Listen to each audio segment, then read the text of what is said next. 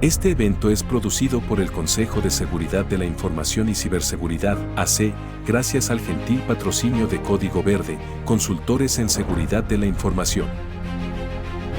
Bienvenidos a la conferencia Las trampas de nuestra mente. Presento al ponente. Héctor Acevedo es experto en TEI y ciberseguridad con más de 30 años de experiencia. Responsable de Citum Academy desde 2004. Catedrático en la Maestría de Ciberseguridad en la Universidad La Salle y en la U de Cataluña. Maestría en Seguridad de la Información y múltiples certificaciones. Apasionado por la formación de talento y el trabajo en equipo. Conferencista en Latinoamérica y fundador de la revista Magacitum. Enfocado en factor humano y concientización en ciberseguridad. Una vez más, bienvenidos. Pues bueno, empecemos con esta charla sobre las trampas de nuestra mente. Nuevamente, bienvenidos. Antes, una nota importante. ¿Cómo es esta charla? Por favor, tomen en cuenta que es como esos viajes de conozca 15 ciudades de Europa en 12 días. La verdad es que uno no conoce las ciudades. Uno conoce flashazos de las ciudades y después uno ya puede decidir ir a conocerlas. Esa es la idea de esta charla. La idea es despertar el interés en ustedes por profundizar en estos temas. Solo nos da tiempo de tomar esos flashazos. ¿Ok? Muy bien. ¿Cuál es la agenda del día de hoy? Primero daré algunos antecedentes muy rápidos para ir entrando en materia. Después hablaré brevemente de lo que es la ingeniería social y por qué es relevante en el tema de hoy, lo cual me dará pie a algunas cuestiones del funcionamiento de nuestra mente. Después hablaré de las técnicas de influencia, ya veremos qué es eso. Y finalmente, pues cerraremos con algunas recomendaciones y notas finales. Empecemos entonces. Probablemente algunos de ustedes han escuchado que vivimos en un mundo VUCA.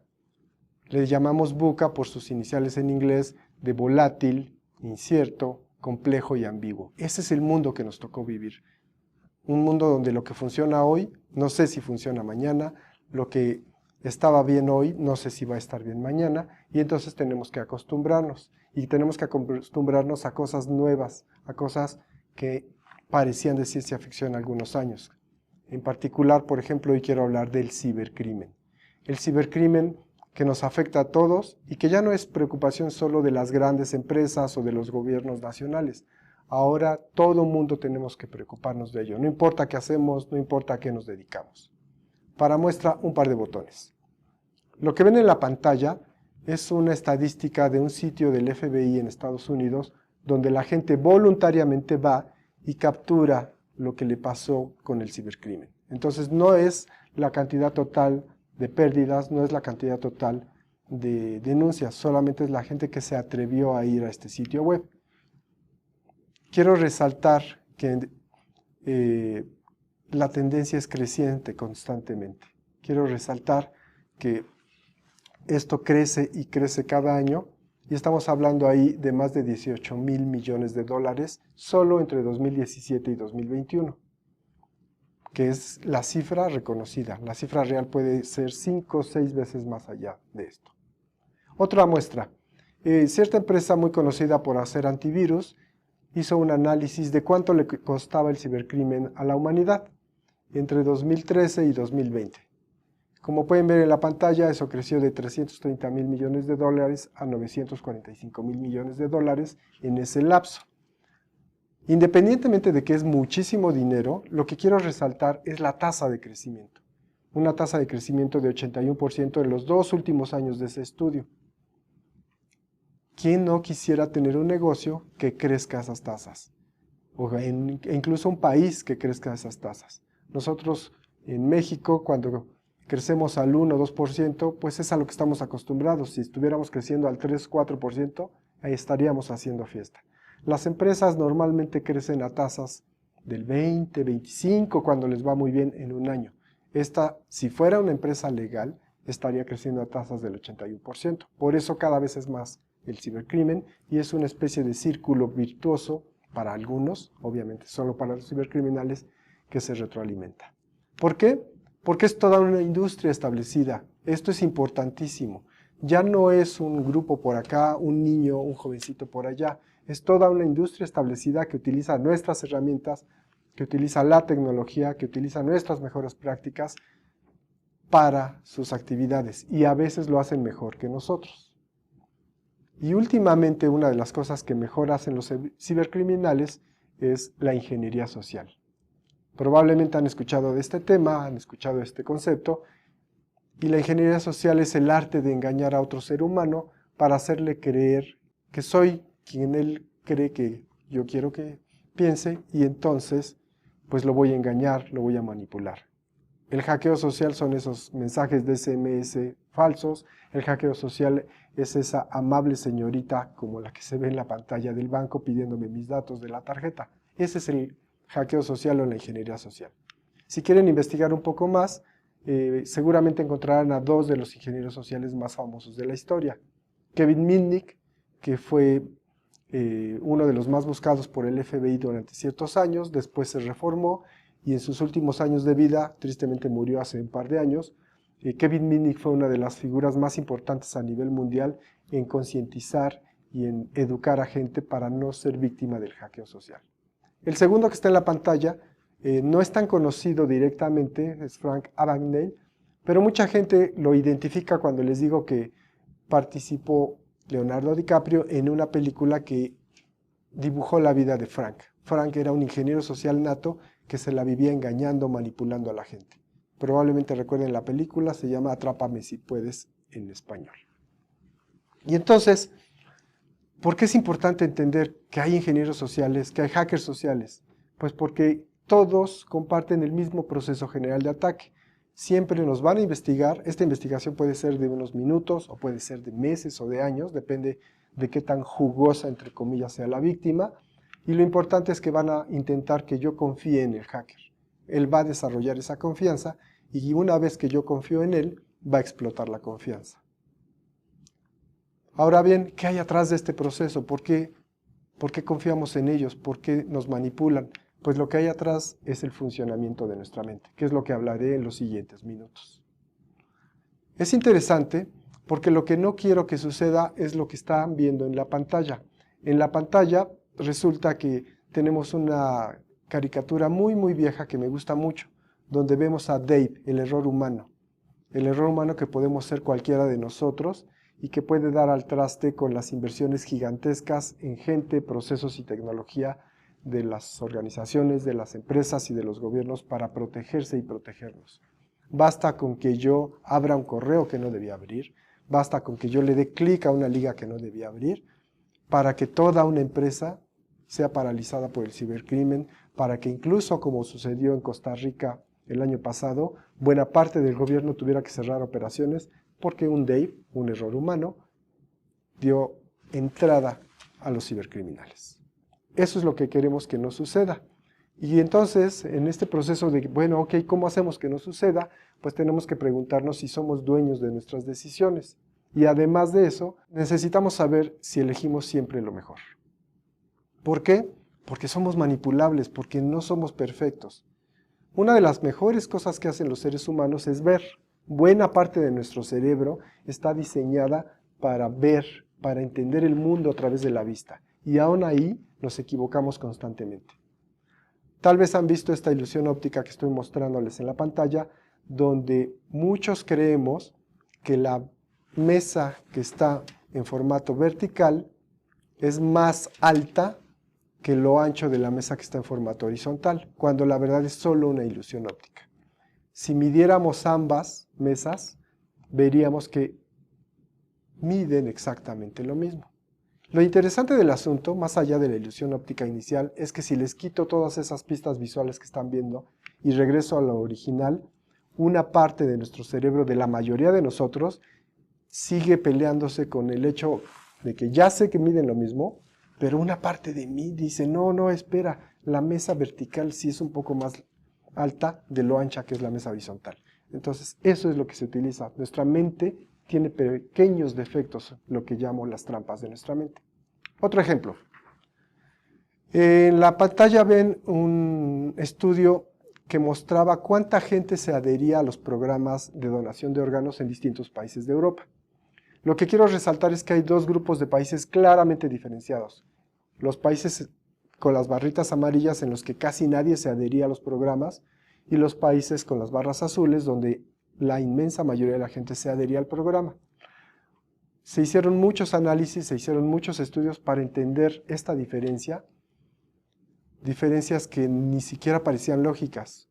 Por ejemplo, si se dan cuenta, Austria es un país donde casi todas las personas se adherían a los sistemas de donación de órganos, mientras que Alemania tenía una tasa de adherencia muy, muy baja.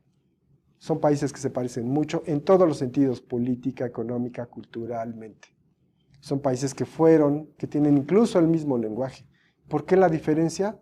¿Por qué la diferencia entre Suecia y Dinamarca, que también se parecen mucho? Bueno, pues después de muchos estudios, descubrieron que la diferencia era una pregunta en el formulario.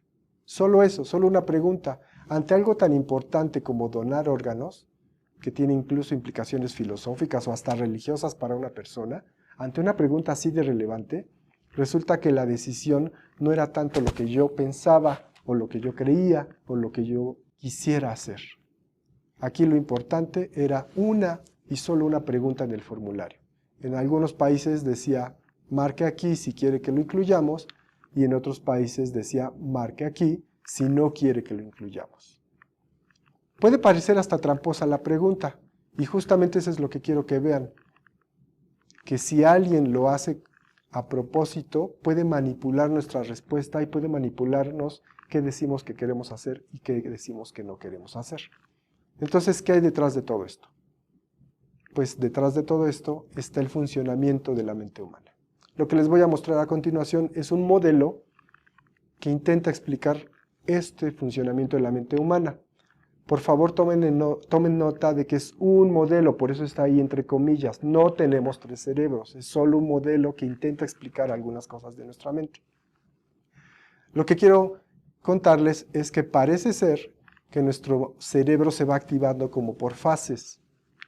Primero se activan siempre nuestros procesos automáticos instintivos. Después se activan las emociones. Y finalmente, que no es mucho tiempo después, pueden ser milisegundos, pueden ser décimas de segundo, pero después de las emociones se activan los procesos cognitivos. Y esto es súper importante, porque espero que se den cuenta de que hay un pequeño lapso de tiempo entre que se activa mi emoción y se activan mis pensamientos racionales. Cuando se activa esa emoción es cuando soy manipulable, porque no estoy pensando, solo estoy reaccionando con las emociones. Y por eso son tan importantes las emociones, por eso en ciberseguridad, por eso en economía, por eso en política, en mercadotecnia y en casi cualquier rama del saber humano, están resultando cada vez más importantes las emociones. ¿Por qué? Porque siempre se disparan, como dice la lámina, antes que los procesos cognitivos. O sea, les ganan, llegan antes a la fiesta. Entonces, una de las cosas más importantes que quisiera que entiendan de esta charla, que se lleven de esta charla, es que los seres humanos somos mucho más emocionales que racionales, de lo que creemos. No es que no seamos racionales, pero somos más emocionales de lo que creemos. Y esto es tan cierto y esto es tan importante que en 2002, Daniel Kahneman, la persona que ven en la pantalla, que es un psicólogo, se ganó el Premio Nobel de Economía. ¿Por qué? Porque demostró que muchas de las decisiones financieras internacionales, decisiones que toma el Fondo Monetario Internacional, el Banco Central Europeo, etcétera, etcétera, se toman desde lo emocional, no desde lo racional. Y entonces tenemos que aprender este proceso emocional para no ser manipulables cuando estamos en la emoción. Porque vemos el mundo a través de nuestras emociones y de nuestros paradigmas y nuestras creencias. Acabo de mencionar paradigmas. Los paradigmas son maneras que tenemos de ver el mundo. En la pantalla el gatito es un gatito, pero una persona lo ve como una mascota y otra persona lo ve como un cazador de ratones. ¿De qué depende eso? Pues de lo que aprendí. Los paradigmas son maneras de ver al mundo que tengo, que aprendí de otras personas y también afectan lo que hago, lo que no hago, lo que decido y lo que no decido. Y alguien puede manipularme a través de mis paradigmas. También pueden manipularme a través de mis sesgos cognitivos. Es otra parte importante del funcionamiento de nuestra mente que es muy relevante para esto de la manipulación. Los sesgos cognitivos, y esto sí me parece tan relevante que les pongo ahí una lámina llena de texto que no voy a leer, pero en resumen son como mini programas que ya tenemos en el cerebro todos los seres humanos y que se disparan en automático sin que nos demos cuenta. Estos mini programas son evolutivos, funcionaron muy bien para ciertas situaciones, pero en el mundo tecnológico, en el mundo VUCA, como decía al principio, no siempre funcionan. Entonces nos pueden llevar a conclusiones erróneas, a errores de lógica, y hay que tener mucho cuidado con los sesgos cognitivos. Sesgos cognitivos se han estudiado mucho, hay muchos ejemplos, en la lámina ven los nombres de algunos de ellos, y si quieren estudiar un poco más sin ser muy técnicos y sin tener que preocuparse de terminología muy especializada, podrían ver, por ejemplo, la página web que recomiendo en la pantalla. Es una página web muy simple, muy sencilla. Si ya saben algo de esto, tal vez no les ayude, pero les sirve a la gente que empieza a entender que es un sesgo cognitivo. ¿Por qué? Porque está muy claramente y muy sencillamente explicado lo que es un sesgo y nos muestra 50 sesgos de los que deberíamos preocuparnos. Podríamos seguir hablando de cada uno de estos 3 temas y de temas adicionales como las creencias, los prejuicios y un largo etcétera. Todo eso, en el fondo, nos hace manipulables. ¿Por qué? Pues porque nosotros no vemos el mundo, nosotros interpretamos el mundo. A través de todo eso que platiqué, los sesgos, las emociones, los paradigmas. Y como ejemplo de ello, pues la botella que les estoy mostrando. Una botella donde estoy seguro que ustedes solo ven delfines. No, ¿verdad? La mayoría de nosotros no vemos delfines ahí. La mayoría de nosotros lo que vemos es una pareja en una posición erótica. ¿Por qué? Porque interpretamos el mundo con nuestro bagaje. Y entonces, la mayoría de los seres humanos adultos vamos a ver ahí no delfines, sino una pareja erótica. Entonces, solo era un juego para que recuerden, nosotros no vemos el mundo, lo interpretamos, y esa interpretación puede ser usada para manipularnos. Una de las herramientas que se usan mucho para manipularnos fue estudiada por Robert Cialdini. Robert Cialdini es un psicólogo muy famoso en estos temas, lo ven en la pantalla, y él estudió y habló de algunas técnicas que se pueden usar para manipularnos. Les llamó los 6 principios de influencia o de persuasión, a veces les llaman, y son los que están apareciendo: la reciprocidad, la escasez, la autoridad, la consistencia, el gusto o la atracción y la prueba social. Son 6 principios que se usan mucho en política, en economía, las redes sociales los usan para manipularnos. Veamos 3 ejemplos rápidos. 1. Todos los seres humanos queremos, sin darnos cuenta, ser recíprocos. Si alguien me regala algo, una parte de mi cerebro quiere devolver el favor y con eso puedo ser manipulable. Todos los seres humanos, en el principio número 3, tendemos naturalmente a obedecer a alguien con autoridad. Entonces, si alguien se presenta con una autoridad real o falsa, una buena parte de mí quiere obedecerlo y con eso puedo ser manipulable. Y puedo ser manipulable también porque nos importa mucho lo que hacen y lo que dicen otros seres humanos de nosotros. Estas son técnicas de influencia que se utilizan mucho precisamente para manipularnos, para engañarnos, para procesos como el que están viendo en la pantalla, en los que el hacker o el estafador o la red social incluso generan confianza, luego generan una emoción. Ya que estamos emocionados, no nos dan tiempo de llegar al proceso cognitivo y entonces actuamos como ellos esperan, en un proceso que tiene mucho de intuitivo y de emocional, pero poco de racional. Un ejemplo de esto son esos típicos correos llenos de malas noticias o de buenas noticias, como los correos de las oficinas de gobierno o de las oficinas de impuestos, donde nos provocan que demos clic en una liga o que bajemos un archivo. En realidad, ¿qué pasó? Pues que bajamos un virus. ¿Y por qué bajamos el virus? Pues el proceso que acabo de explicarles está atrás. El hacker diseñó algo que parece auténtico. El hacker manipula mis emociones. En este caso era un correo de la oficina de impuestos. Entonces de repente me da miedo, de repente me emociona, lo que quieran que pase, pero estoy emocionado y emocionado no pienso y abro el anexo y entonces bajo el virus o bajo lo que no debería de bajar. Así es como funciona nuestra mente y así nos manipulan. Entonces, pues ya para cerrar esta charla, veamos algunas notas finales. Recuerden, esta charla solo es una invitación a investigar más de estos temas. Notas finales. Algunas conclusiones. Uno, nuestro cuerpo y nuestro cerebro no están diseñados para este mundo y por eso somos manipulables, porque somos como autos de Fórmula 1 en la terracería. No funcionamos tan bien como deberíamos de funcionar y entonces eso nos hace manipulables. Y todos los seres emocionales, ya lo dije y lo repito, somos más emocionales de lo que creemos. Además, muchos procesos de decisión se toman desde ahí, desde lo emocional, y eso nos hace nuevamente manipulables. Incluso cuando tenemos decisiones que creemos que son racionales, muchas veces nos equivocamos por fallas en nuestros procesos de raciocinio, como las ilusiones ópticas que ya puse.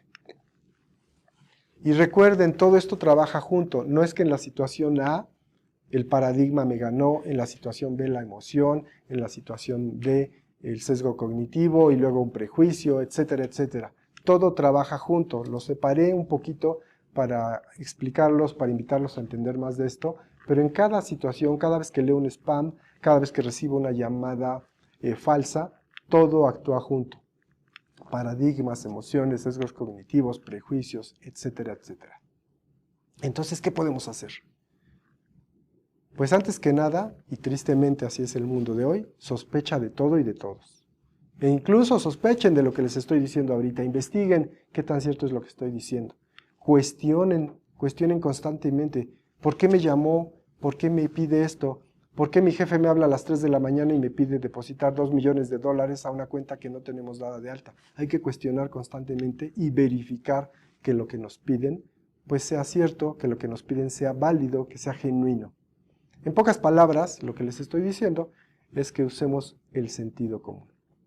Si no usamos el sentido común, pues muchas de las cosas que ya conté nos van a suceder. Y por supuesto los invito a investigar más. Pueden investigar sobre el doctor BJ Fox, que investiga y que promueve mucho conocer este tipo de cosas. Otra persona que se está volviendo muy famosa es Tristan Harris, búsquenla en Google. ¿Por qué hay que investigar más? ¿Por qué hay que investigar más? Pues para hacer más cosas. Tenemos que entender este tipo de mecanismos. Entre mejor los entendamos, los divulguemos y concienticemos a otros, seremos menos manipulables. Tenemos que usar la metacognición, o sea, entender lo que entendemos y entender lo que no entendemos. ¿Para qué? Pues para poder estar hablando desde el cerebro racional, que es lo tradicional. Aprende a encontrar cuestiones racionales en los engaños, en las estafas, en los correos, pero también tienes que aprender a revisar la parte emocional. ¿Qué te emocionó? ¿Qué no te emocionó? Y por eso le diste clic, aunque era evidente que el correo era falso. Ese es el tipo de cosas que necesitamos hacer.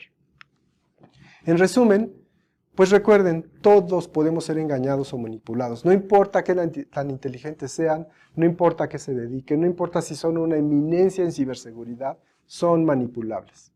¿Por qué? Porque son seres humanos. Porque esto es un tema más emocional que racional y por lo tanto todos debemos entrenarnos para estar más alerta. Esta charla solo es una pequeña invitación justo a eso, a empezar a entrenarnos, a empezar a entender estos temas para que no nos manipulen ni los políticos, ni las empresas y mucho menos los cibercriminales. Espero haya sido interesante. Muchísimas gracias por su atención y con esto estamos terminando por hoy. Gracias de verdad. Buenas tardes, buenos días, donde sea que nos están oyendo.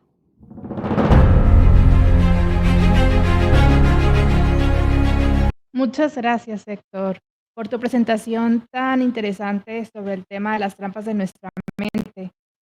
Ahora daremos inicio a la sesión de preguntas y respuestas. Quiero recordarles a todos nuevamente que pueden enviar sus preguntas o comentarios a través del chat y haremos nuestro mayor esfuerzo para irlas respondiendo.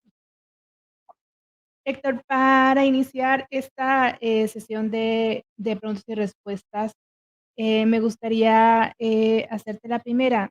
Si bien mencionaste que somos más emocionales que racionales, ¿qué estrategias prácticas realizas tú o aplicas tú en tu vida cotidiana para mitigar esta manipulación emocional? Hola, ¿qué tal? Buenos días otra vez. Básicamente hay que hacer lo mismo que nos enseñaron nuestros papás y nuestros abuelos en el mundo real, porque en el mundo cibernético es solo una extensión. Hay que estar cuidadosos, hay que saber cómo nos pueden afectar. Si yo sé que el famoso juego de las pelotitas, ese que está en las calles, es una estafa, es muy difícil que yo caiga. Entonces, es así de simple. Aprende, estudia cómo te manipulan y, como decía al final de la charla, si entiendes cómo te manipulan, automáticamente eres menos manipulable. Muchas gracias por tu respuesta, Héctor. Aquí tenemos en el chat por parte de Tomás Venegas, él nos hace llegar la pregunta de ¿en qué momento se cruza la línea entre el pensamiento crítico, es decir, de sospechar de todo hasta el extremo de la paranoia? Yo siempre hablo de encontrar el justo medio en todos los aspectos de nuestra vida. Y, por ejemplo, si yo me fuera a mover del lugar en el que estoy hoy a otra oficina en la Ciudad de México, pues tengo que tener cuidado. Debo tener cuidado, no debo meterme en ciertos barrios, pero eso no quiere decir que, como comenta Tomás, voy todo paranoico, voy todo loco. Lo importante es tener hábitos seguros. Los hábitos seguros te van a proteger. Recuerden aquel famoso Pareto de que el 20% de las consecuencias viene del 80% de las causas. Entonces, si elimino las causas principales con hábitos seguros, no tengo por qué ser paranoico. Tendré que ser paranoico en casos muy particulares, pero normalmente la idea es créate hábitos seguros y busca ese término medio donde te cuidas, pero no exageras en el cuidado. Muchas gracias por tu respuesta a Tomás, Héctor. Nos está también llegando otra pregunta de parte de Laura Esquivel. Ella pregunta, ¿cómo podemos identificar en tiempo real que estamos siendo manipulados mediante ingeniería social antes de reaccionar? Aquí aplica mucho aquel viejo consejo también de nuestros padres y abuelos de cuenta a 10 antes de reaccionar o cuenta a 10 antes de actuar. Eh, lo que va a hacer el hacker social normalmente, hacker social entiendas estafador en la vida real o alguien que me manda un phishing o alguien que me está haciendo una llamada falsa, es crear sentidos de urgencia, sentidos de mucha felicidad, en general, como decía en la charla, sentidos de mucha emoción. Entonces, si de repente te das cuenta de que estás en una emoción enorme, cuenta a 10. Antes de decir que sí, antes de decir que no, antes de dar tu nombre, antes de dar la información, entérate si estás en una gran emoción y cuenta a 10. Contar a 10 tiene dos cosas muy importantes. Por un lado, pasa el tiempo y, como dije, las emociones se diluyen rápidamente y entonces esto hace que tu proceso cognitivo alcance a llegar a la fiesta, también como decía.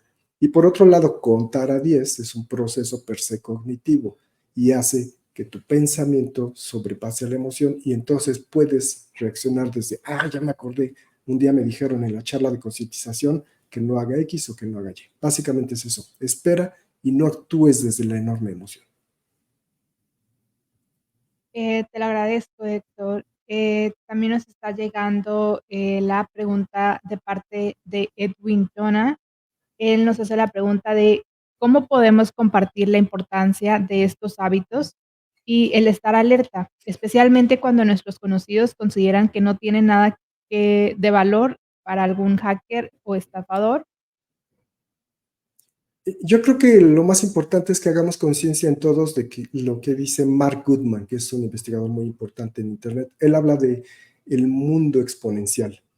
Y pongo un ejemplo rápido. Si yo quiero robarle $1,000,000 a un banco, es posible, me va a costar mucho trabajo porque el banco tiene gente, procesos y tecnología, pero con estas técnicas de manipulación hay otros ciberdelincuentes que en lugar de intentar robarle $1,000,000 a un banco, van a intentar robarle 50 centavos de dólar a 20 millones de personas. Todos somos víctimas potenciales. Si no, empiecen a preguntar. Yo en las charlas que doy hace 5 años preguntaba, oigan, ¿quién del público ya sufrió una estafa o ya le robaron una cuenta? Y eran muy pocos. En el último año, constantemente más del 90% de la gente lo hace. Entonces, recuerden, pues yo a lo mejor solo tengo 10 pesos o $10 en mi cuenta. Esos 10 pesos o esos $10 que no parecen mucho, si los multiplicas por miles, son valiosos para alguien en el cibercrimen.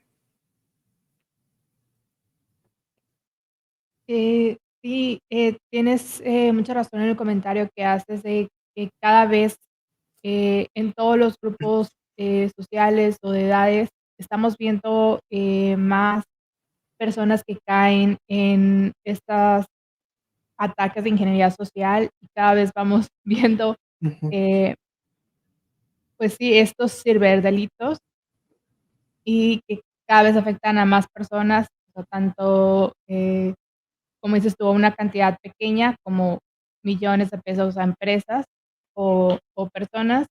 Entonces, ese tema, el que nos invites también a estar informados, a investigar más sobre los signos cognitivos y las maneras en las que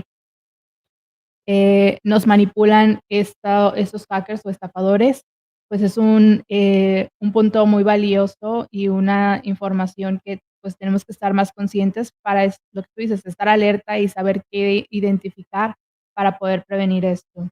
Totalmente de Eh, acuerdo. ujú, no, a ver, déjame revisar si tenemos alguna otra Mientras pregunta. tanto, agregaría algo importante. No solo hay que estudiar. En el mundo de recursos humanos y desarrollo organizacional hoy se habla mucho de habilidades y competencias, no solo conocimientos. Entonces, puedes ser un erudito en lo que quieras, pero ante el mundo real eso te sirve, pero no es lo único que necesitas. Hay que practicar, hay que entender, hay que eh, hacer simulaciones. Lo importante es ser hábil y poder reaccionar, no solo saber cómo reaccionar. Pues muchas gracias, Héctor. Ahorita no me ha llegado alguna otra pregunta. Eh, con esto concluimos la sesión de preguntas y respuestas de tu plática, las trampas de nuestra mente. Y pues me gustaría darte un agradecimiento por el tema que nos has expuesto el día de hoy y la relevancia que creemos que tiene ese tema en la escala personal para poder, como dices tú, tener habilidades y conocimientos y empezar a pues formar esta cultura de ciberseguridad en las personas para que podamos ser más activos en la prevención de los ciberataques y el que nos estén, eh, pues sí, que las personas sigan sufriendo este tipo de ciberdelitos.